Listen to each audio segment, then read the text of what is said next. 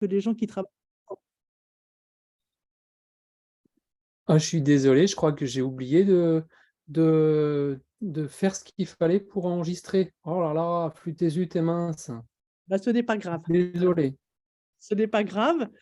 Voilà. Donc, je reviens sur ce que j'étais en train de dire. Donc, voilà. Essayer d'explorer les appels d'offres et ça, on peut le faire là où nous sommes. À partir du moment où nous avons des collaborations, à partir du moment où nous travaillons ensemble, on peut essayer de regarder. Il y a différents types d'offres. Ce n'est pas toujours facile, mais on peut essayer car c'est un point très important. Et puis, une autre piste à envisager, c'est de contacter l'Organisation internationale de la francophonie et en particulier l'Institut francophone pour l'éducation et la formation.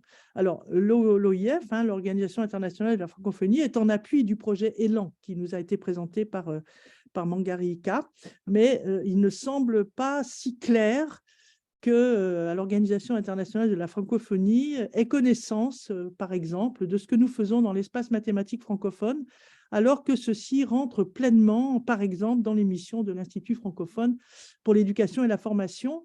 Le fait que les mathématiques soient concernées par les problèmes de langue n'est pas une idée qui est largement partagée par les responsables de tous ordres. Et il semble que nous aurions peut-être intérêt, sans doute intérêt, à essayer de franchir la barrière et d'être reconnus comme tels. Ceci pourrait nous aider, par exemple, à avoir aussi des financements via l'AUF, puisque l'AUF fait partie des composantes constitutives de cet institut francophone pour l'éducation et la formation. Il faut y penser dès à présent. 3 ans, c'est très rapide. Et donc, il ne faut, voilà. Et c'est une responsabilité collective. Je pense que c'est bien sûr la responsabilité des organisateurs locaux, mais c'est aussi une responsabilité collective de l'ensemble des participants et de ceux qui s'intéressent à ce développement de l'espace mathématique francophone.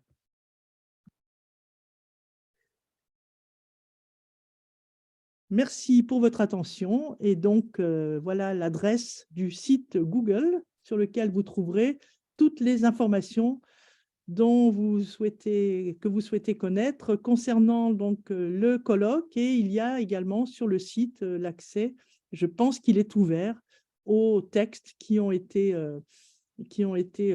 présentés, acceptés, présentés, en attendant les actes qui, eux, seront publics sur le site de Genève. Merci beaucoup. Merci beaucoup, Viviane. Encore mes excuses pour avoir mal fait ce qu'il fallait pour l'enregistrement. Donc voilà, il n'y aura que l'enregistrement de la fin. Donc est-ce qu'il y a des questions pour Viviane, s'il vous plaît?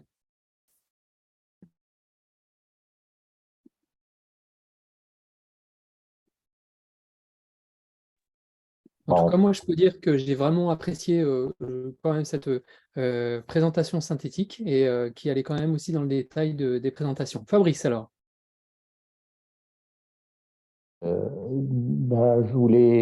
J'avais l'impression que l'AUF, elle donnait plus. Démarrer ma vidéo, excusez-moi. J'avais l'impression que l'AUF, elle donne plus d'argent. Enfin, c'est très difficile. Enfin, je sais pas. Viviane nous relance sur l'AUF. Non, alors précisément, je suis d'accord. C'est précisément les difficultés qu'on rencontre avec l'AUF me semblent être vraiment problématiques et peut-être que j'ai tort, mais je me dis que si nous étions mieux identifiés du côté de l'Organisation internationale de la francophonie, ça pourrait peut-être nous aider à relancer les demandes auprès de l'AUF, parce qu'effectivement, ça devient de plus en plus difficile d'obtenir des financements du côté de l'AUF. Mais voilà, donc je pense qu'il y a une question de…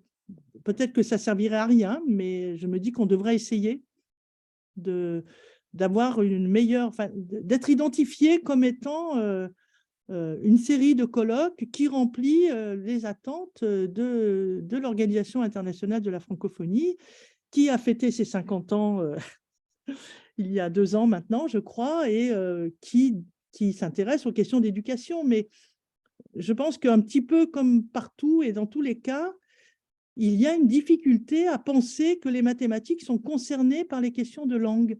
Je pense que c'est un point sur lequel nous, on doit alerter les gens concernés, parce que je pense qu'il y a une idée que seules les questions de langue sont pertinentes. Et l'Organisation internationale de la francophonie, l'effort est mis principalement sur la langue, on le voit bien, pas sur les disciplines scientifiques et les mathématiques. Oui, pour la UF, la langue, c'est la littérature et pas les maths. Oui, tu as raison. Carole? Oui. Est-ce que, alors peut-être des collègues français, parce que je ne suis pas sûre que ça marche dans tous les pays, il y a les programmes Erasmus+, qui concernent les enseignants. Ça permettrait peut-être à des collègues, des jeunes collègues, d'aller à Montréal à étudier, parce qu'on a on nous demande quelquefois avec les relations internationales. Donc, est-ce qu'il ne peut pas y avoir un échange aussi avec d'autres collègues et utiliser cet argent? C'est une idée qui me passe par la tête, mais je ne suis pas sûre que ça puisse fonctionner. Alors, pour ce que moi je connais, les projets Erasmus+, c'est principalement l'Europe. Et puis, de temps en temps, il y a la possibilité d'associer un pays non européen et il faut regarder. Après, il y a d'autres types de projets bilatéraux. Il y a les projets ubercuriens, par exemple. Il y a des appels d'offres très régulièrement, par exemple, sur les projets ubercuriens. Donc, ça, c'est des possibilités. Et puis, il y a des projets, il faut regarder, il y a des projets bilatéraux qui sont… il y a des appels à projets régulièrement. L'idée que j'aurais, moi, c'est de dire on essaye de faire en sorte que lorsqu'on collabore avec quelqu'un, avec une équipe, quand il y a une collaboration entre 2 ou plusieurs pays, on fait en sorte que cette collaboration puisse donner lieu à un projet financé sur lequel on peut mettre des missions. Donc, c'est quelque chose auquel il faut penser. Ce n'est pas si facile d'avoir de l'argent, mais il y a des projets qui sont moins gourmands que d'autres. Voilà. Donc, c'est un petit peu ça et il faut regarder partout. Je pense que c'est quelque chose que notre communauté doit essayer de faire. Je ne dis pas du tout que c'est facile, mais je pense qu'on n'y pense pas assez. On pense souvent plutôt gros projets. Mais on peut aussi avoir des projets plus modestes, mais efficaces. Merci Viviane. Donc Thérèse Glito. Oui, merci. Je voudrais vraiment remercier Viviane pour son intervention. Elle a touché un point clé concernant le financement des participants au colloque. Ça n'a pas été facile. Nous sommes en Afrique, certes, les pays du Sud, mais généralement les billets d'avion d'un pays du Sud à un autre pays du Sud coûte plus cher que les billets d'avion d'un pays du Sud à un pays du Nord. Donc, c'est bien d'anticiper sur ces problèmes déjà dans l'organisation du colloque du Québec. Je tiens vraiment à remercier pour ce point de vue, qu'on puisse anticiper effectivement sur ce point financier. Merci. Merci Thérèse, c'est tout à fait crucial, c'est vrai. Une autre question?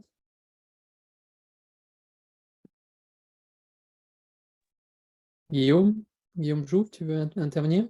Non?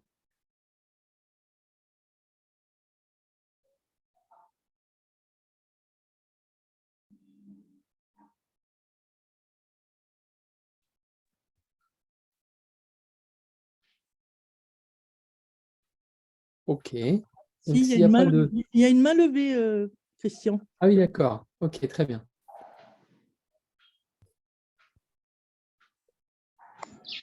Non, moi, je ne vais pas poser de questions. Je vais juste faire un coucou à plusieurs personnes là que je vois connectées. Spécialement au Bénin, je fais un coucou à Henri que je vois connecté là, Gervais et Eugène. Oui. Très content de vous retrouver ici. Et pour moi, EMF 2022, une première expérience, ça a été très bénéfique pour moi et je compte encore être là en 2025. Je salue aussi Jamila du côté de l'Algérie. J'ai vu Jamila là. Coucou à vous. Et puis, merci à Viviane. Merci Nicole Aimé. C'est vrai que construire une communauté, ça fait partie aussi de ce genre de colloque. C'est tout à fait juste. Merci beaucoup. Gervais qui vient d'arriver justement, est-ce que Carole a levé la main, mais sinon si Gervais voulait s'exprimer, ce serait sympa. Moi, c'est simplement, je vais prendre la parole juste avant Gervais, simplement pour rappeler, parce que là, il y a un certain nombre de personnes, on l'a dit au début. Merci. Il y a un certain nombre de personnes qui ne sont certainement pas sur la liste de diffusion. Donc, je vais remettre mon adresse pour pouvoir avoir les autres informations concernant les téléséminaires et la commission internationale. C'est important parce qu'il y en a que je ne dois pas connaître, que je n'ai pas sur les listes. Donc, c'est simplement pour dire ça. Effectivement, par rapport au projet jeune à EMF, voilà, merci Christian, tu l'as fait. Par rapport au projet jeune, oui, effectivement, ce serait intéressant.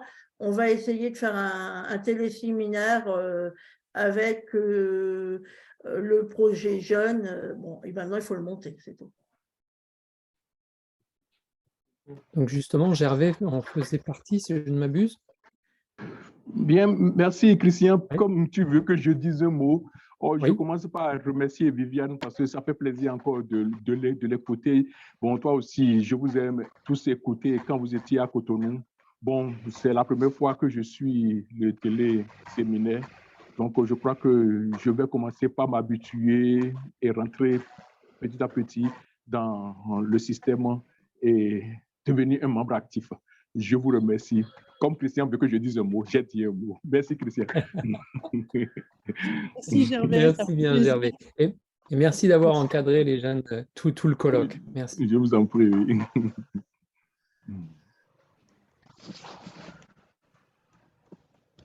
Oui, je salue aussi les collègues qui étaient à Cotonou et avec qui nous avons eu l'occasion de discuter. Eugène, Gervais, Henri, et voilà. C'est un plaisir de voir que vous êtes là. Alors Guillaume, tu lèves la main? Oui, non, juste un mot pour remercier Viviane pour la qualité du compte-rendu. Il n'y a ni question, ni commentaire particulier, juste souligner la qualité de la synthèse faite par Viviane. Merci. Jamila a une bande passante un petit peu faible, mais bon, Jamila, si tu veux prendre la parole. Oui, merci Christian. Oui, c'était une première expérience pour moi, mais j'avoue que ça a été une très très bonne expérience. Et effectivement, la communauté EMF existe. Maintenant, à nous de la rendre plus forte et plus connue de tous, et surtout en Afrique. Donc voilà. Et merci à Viviane pour cette synthèse que je trouve très ajoute un peu plus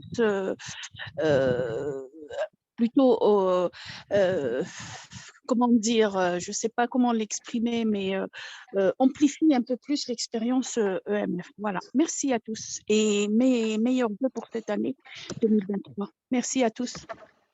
Merci Jamila et bonne suite en Kabylie. Donc jury, je ne sais pas qui est derrière cette... vous avez activé votre micro, vous voulez poser une question? Je ne sais pas qui est derrière l'utilisateur jury.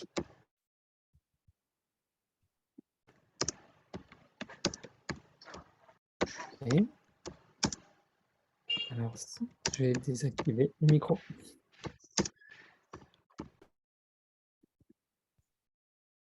Ok. C'est bon? Y a-t-il encore quelqu'un qui veut s'exprimer?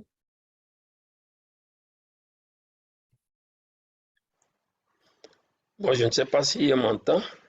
Voilà, c'est ça, tout à fait. Nous vous attendions. Bon, moi, Je c'est ne sais pas Magloire qui. Kos. D'accord. Moi, c'est Magloire Kosou du Bénin. Merci à Viviane pour la synthèse qu'elle a bien présentée. Merci aux différents participants. Je n'ai pas pu activer ma vidéo parce que je reçois comme message que l'animateur l'a désactivé. Bon, je ne sais pas si c'est une mauvaise... Ah bon, ok. Donc, c'est ça. Bon, j'ai suivi de bout en bout tout ce qui a été dit. Merci. Et j'ai pris, comment dire, pour la suite. Donc, je serai désormais un membre actif de la communauté. Merci à chacun d'entre vous et à bientôt. Merci beaucoup, Magloire. À bientôt.